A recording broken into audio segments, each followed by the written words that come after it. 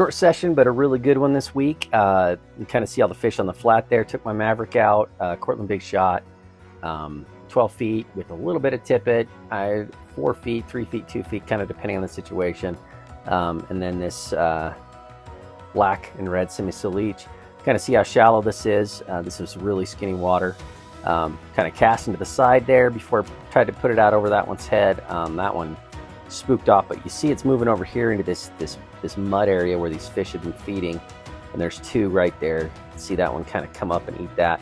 Again, I'm using a really light fly, so these guys have a chance to react to it, and I'm getting some eats on the drop before it gets to the bottom.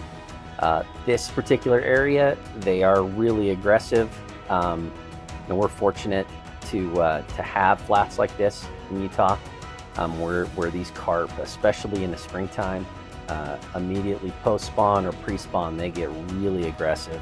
This is all actually pre-spawn.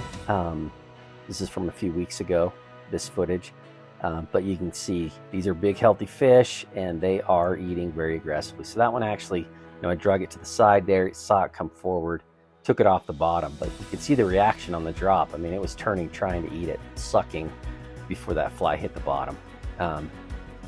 All these fish are big in this video. I mean, there's a smaller one later on, but all of them are double-digit fish. I don't think I broke 20 pounds on this particular trip, but I came pretty close twice, including that first fish. This is another nice fish. Kind of cool to see them all kind of come together again. In this pre-spawn, during the spawn, and sometimes even slightly post-spawn, when a fish is splashing around, other fish will come in to kind of see what's going on, and that's what that was. So this is a solar cruiser. You kind of see the drag and drop there. You'll see it again here on the zoomed in shot. A couple feet past it, brought it over, dropped down. And this is crystal clear water, so these guys can see these flies from quite a ways away.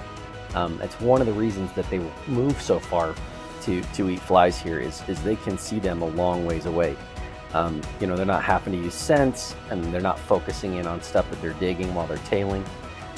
These guys don't spend a lot of time tailing. Usually if you see a fish tailing, it's, it tails for a second, eats what it wants to eat, maybe 2 or 3 seconds, and then it moves. So one of the things I try to do with these fish is wait for those movement times. This is funny because this is actually a female being rubbed by a couple males. A lot of people don't think that, you could argue that this is active spawning. I mean, those males are trying to spawn with her. She wasn't really that interested because she's hungry, so she eats the fly. It's a myth that carp don't eat during the spawn. I can't speak to the bait fishermen that's traditional European style fishing for carp because those guys know that more than I do, and they typically don't go after them during that time period. So maybe it's a food thing, but reaction strikes and stuff like that. Sped up video. That was actually a pretty dang long fight. That was sped up to 10 times speed. See this big guy cruising in? This is a really muddy area right here. A lot of carp in this area. I mean, they were just everywhere. Waiting for ones that I could actually see before I could make a shot at them. That one I spooked just to the right of me.